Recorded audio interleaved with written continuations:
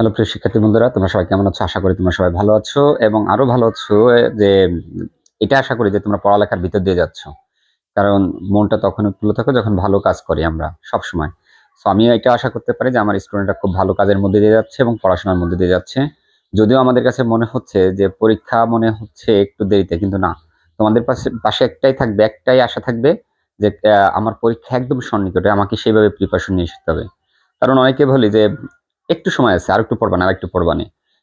পরীক্ষা তো আরো কয়েক মাস বাকি আছে। কিন্তু না, এইভাবে পড়ে কিন্তু তোমাদের আর ক্ষতি হবে। কারণ আমাকে যদি ৩ বেলার খাবার এক বেলাতে দেয়া হয় তাহলে কিন্তু আমার পক্ষে সম্ভব না।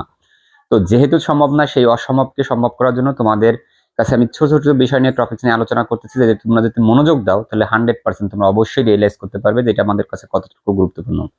হ্যাঁ, তোমাদের রিকোয়েস্টের উপর ভিত্তি করে আজকে আমি রাইট ফর্ম অফ ভার্বের একটা এক্সারসাইজ নিচ্ছি। আমরা দেখব কয়টা গ্যাপ আছে এখানে। ওই গ্যাপের সাথে, সাথে আমাদের ওয়ার্ড মিনিংটা বা কিভাবে আমরা এখানে বসাতে পারি সেই রুলস নিয়ে আলোচনা করা হবে।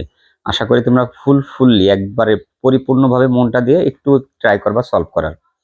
তো কথা না বলে আমরা আজকে রাইট ফর্ম অফ ভার্ব, তোমাদের চিন্তা দূর করার একটা অন্যতম প্রশ্ন হচ্ছে রাইট ফর্ম অফ ভার্ব। এই চিন্তাটা দূর করার জন্যই তোমাদের সামনে হাজির হওয়া। আশা করি তোমরা যদি মনোযোগী থাও তাকে তোমাদের তাহলে আরো বেশি ভালো করে ক্লাসটা দেওয়া হবে। আমি আশা করবো যদি তোমাদের যদি ভালো লাগে যে না ক্লাসগুলো ভালো হচ্ছে, তাহলে আরো বেশি ক্লাস প্রোভাইড করা হবে। তো কথা না বাড়িয়ে আমরা আমাদের আজকের যে এক্সারসাইজটা রাইট ফর্ম অফ ভার্ব, সেই কাজটা আমরা শুরু করি। লক্ষ্য রাখো, আমরা যখন রাইট ফর্ম অফ ভার্ব করবো, আমাদের কিন্তু প্রথম সেন্টেন্সটা পড়ে আমাদের কিন্তু পুরো সেন্টেন্স পুরো এই প্যাসেজ সম্পর্কে একটা ধারণা নিতে হবে যে না, এটা তাহলে এই টপিক্সের পর আছে। এই রাইট ফর্ম ভার্বে আমাদের প্রথম সেন্টেন্সটা পড়ে বুঝতে হবে যে কোন টেন্সের ভিতরে যেতে হবে। কারণ যে টেন্সটা আমরা করব সেই টেন্সটা যদি আমরা ফাইন্ড আউট করতে না পারি, তাহলে আমার ভার্ব বসানো ঠিক হবে না। তাহলে আমরা কিন্তু ওই প্যাসেজটা একটু পড়ে নিয়ে দেখতে পারি যে আসলে কোন টেন্সের পর বেশি করে আলোচনা করা হচ্ছে। তাহলে বিষয়টা দেখো, এখানে দিছে যে there are many people who dash, এই যে নট টেক দিয়ে আছে। আর তোমাদের জন্য একটা সহজ বিষয় হচ্ছে যে তোমাদের ভার্বের গ্যাপে দেয়াই থাকে। There are many people who dash physical exercise. আমাদের দেশে অনেক লোক আছে যারা ফিজিক্যাল এক্সারসাইজ গ্রহণ করে বা করে না। অবশ্যই করে না। তাহলে করে না, তাহলে আমরা বলছিলাম যে ক্রিয়ার শেষে যদি একার ওকার থাকে তাহলে আমরা কিন্তু এটা প্রেজেন্ট টেন্সে দিতে পারি। তার মানে এটা প্রেজেন্ট টেন্সে বসলে পিপল। দেখো এইখানে খুবই ইম্পর্টেন্ট একটা রুলস আছে। এটাকে বলা হয় রিলেটিভ প্রোনাউন। রিলেটিভ প্রোনাউন যদি বলা হয় তাহলে এই যে হুর পরে যে তোমার কি ডু বসবে না ডাজ বসবে, সেটাই কিন্তু আমাদের কাছে একটা বড় বিষয় ধরার জন্য। এইখানে যে আমি ডু নট দিলাম, হুর পরে তো ইজও বসে। এইটাকে ইংলিশের ভাষায় বলা হয় অ্যান্টিসিডেন্ট। অ্যান্টিসিডেন্ট। এই অ্যান্টিসিডেন্টটা যদি প্লুরাল হয় তাহলে এই ভার্বটা প্লুরাল, এটা যদি সিঙ্গুলার হয় তাহলে এটা সিঙ্গুলার হবে। যেহেতু পিপলটা প্লুরাল, যার কারণে আমরা ডু নট দিব, এখানে প্রেজেন্ট টেন্সে আসছে। আচ্ছা, এটা দিয়ে আমাদের কিন্তু একটা ধারণা হয়ে গেল যে পুরো সেন্টেন্সে এই টেক্সট টাইপ কমপ্লিটলি একটা প্রেজেন্ট টেন্সের পরে আলোচনা করবে।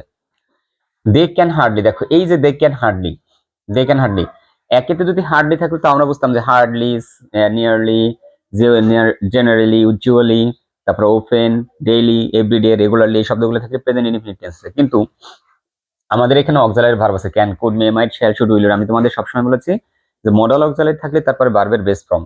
তাহলে আমাদের বি দেখে আছে রিয়েলাইজ, তাহলে আমরা এখানে কি দিতে পারি? রিয়েলাইজ দিতে পারি।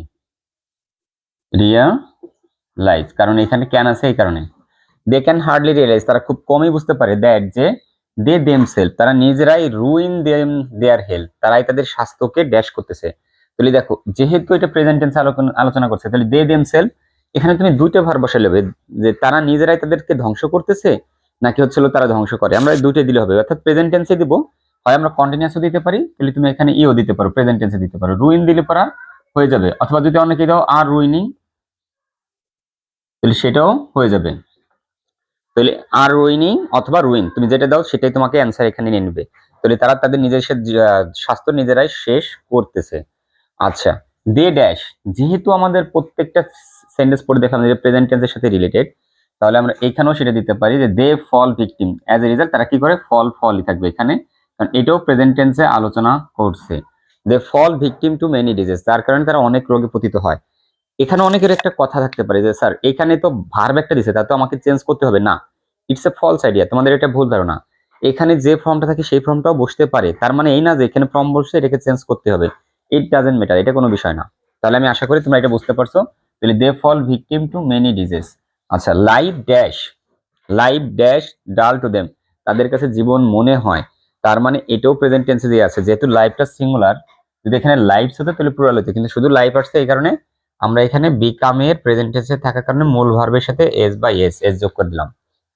তাহলে লাইফ বিকামস ডাল টু দেম, তাদের কাছে জীবন হয় নিরানন্দ, অর্থহীন। দে রিমেন অলওয়েজ ইল টেম্পার, তারা সবসময় খারাপ স্বাস্থ্যে থাকে। তাহলে রিমেন থাকবে কারণ সাবজেক্টটা প্লুরাল, এই ভার্বটাও প্লুরাল এবং প্রেজেন্ট টেন্সে, যার কারণে মূল ভার্বই থাকবে। সো আমার প্রিয় শিক্ষার্থী, আমি তোমাদের কাছে একটা বিষয় বলতে চাই যে আমরা যে এক্সারসাইজগুলোই করি একটু বুঝে শুনে করো, ভালো করে বুঝে করো, যাতে করে তোমাদের এই বোঝাটা আরো সুন্দর হয়, আরো ভালো হয়।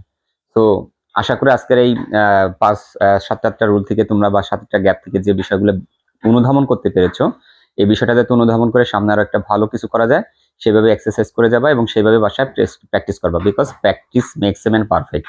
If you don't practice, you will be not able to be succeed in your life. So I request all of you, please try to practice more and more. Then you will be succeeding in your life.